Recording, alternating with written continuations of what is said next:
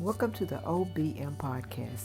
This is a platform where awareness, new perspectives, healing, and transparent conversations take place. Every mom has a motherhood journey that is unique, yet no mom is alone. So sit back, relax, open your minds, and steady your hearts to hear a mom's journey through motherhood. So I heard you mention that there's some things you would take from your mom, and there's some things that you would kind of leave in that generation. Mhm.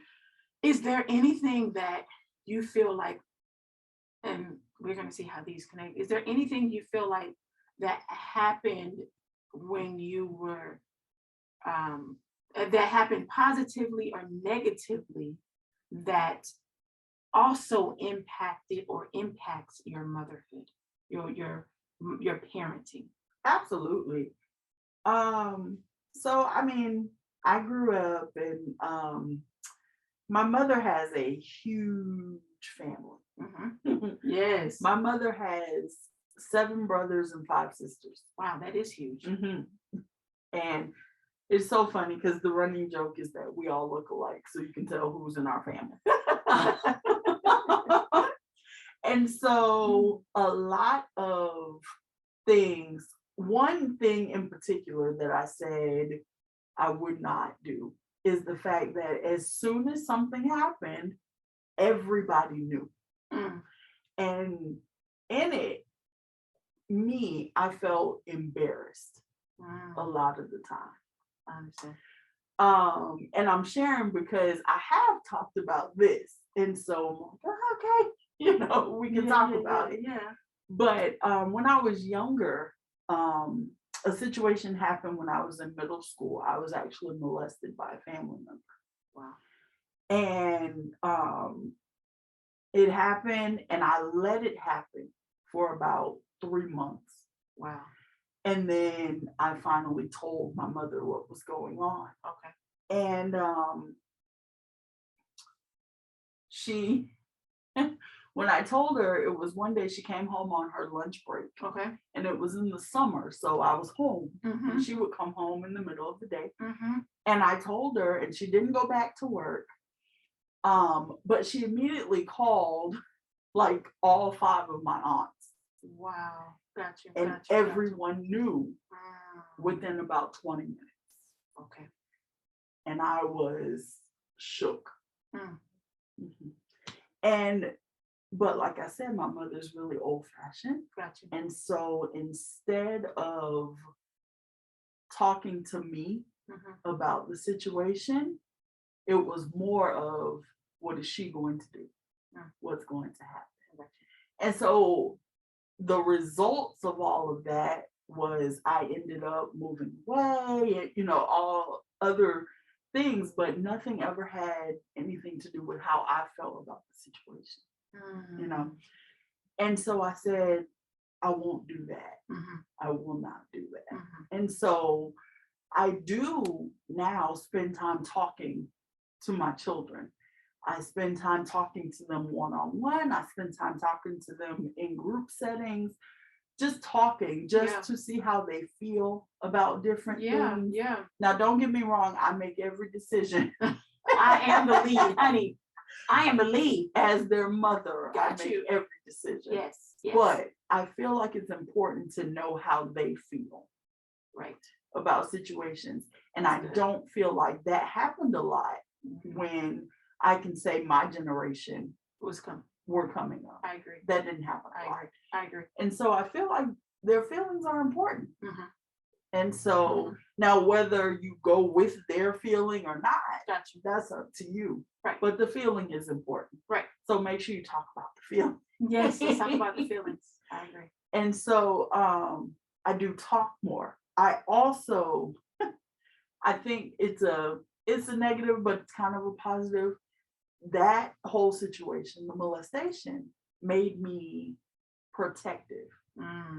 So I am definitely Mama Bear. Yeah. Definitely on all ends. Got you. And it began back when that happened with my younger sisters. So it was, I automatically had to protect them from everyone. Got you. I had to protect them. Yeah. And so as a mother, Got you. I am definitely, I tell my children, when you go to school, don't fight. I tell them, never fight. I don't care what happens. You do not fight. Got you. You call me. Mm. Let me handle that stuff. You go to school to learn. I'll handle the rest. Mm. And I will come and act up if I have to. Hey, you will know this, mama. Okay, But I love it. I will protect my children I love it. at all. I love it. Yeah. At all costs. Hey, when God gave us our children, it was like something stood up in us. I'm telling you. Yeah. Like, it's Mama Bear for real. Yeah. It really is. And it's with everyone. It's, I will protect my children. It's definitely, what did you ask her? And like I said, my baby's 19 and I'm still, what did you ask her? What did you say? Wait, what happened? Why? Yeah. Only because I feel like, yes, legally she's an adult. Yeah. But at 19, there are still things that she doesn't know.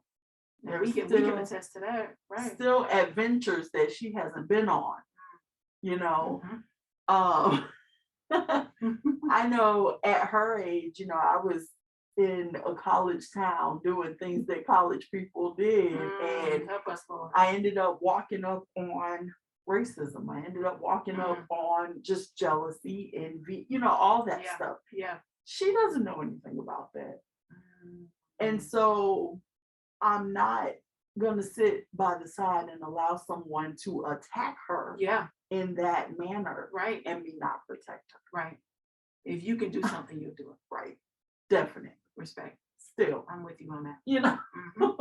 And I'm not even, I don't have a 19-year-old. I have, what are they? Oh, how did I forget? 6.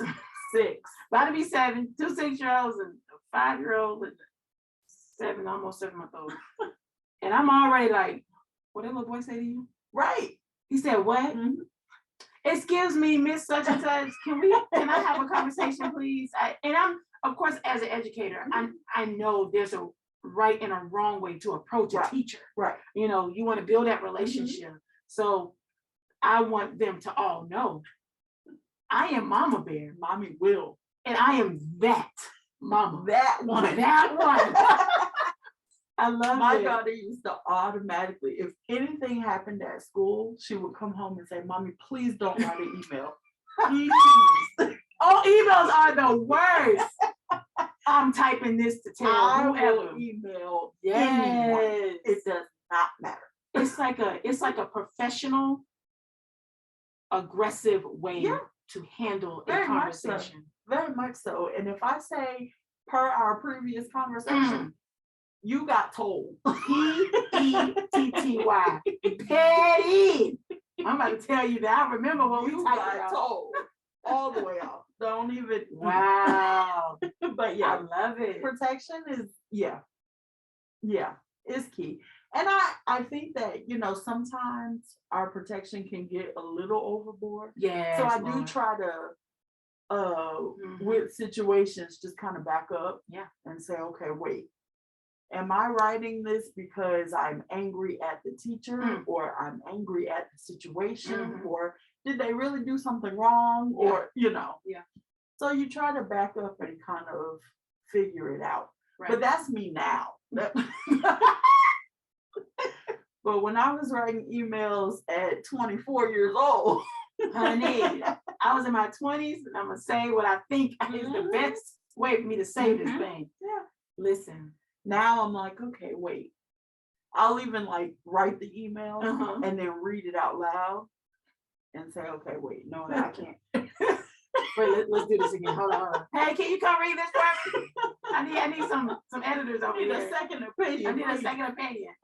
I love it. You are the mama bear for your 3 babies. I'm sure. Everyone. Yes. Love it. Being a mama bear, there's that. And I love what you just said real quick before I say what I'm about to say. I love what you just said about there's a moment where you step back. Yeah. That's a perfect opportunity for us to show God, I'm mom, but you're God. You're God. Like, Look, I can't. I learned that in therapy. You did. I did. Wow. Ah, Congratulations to you. thank you. Awesome. Guys, therapists are important. They are. They really are. They help. Listen, they are not meant to replace God. Their purpose. No. God does not intend for them to replace him.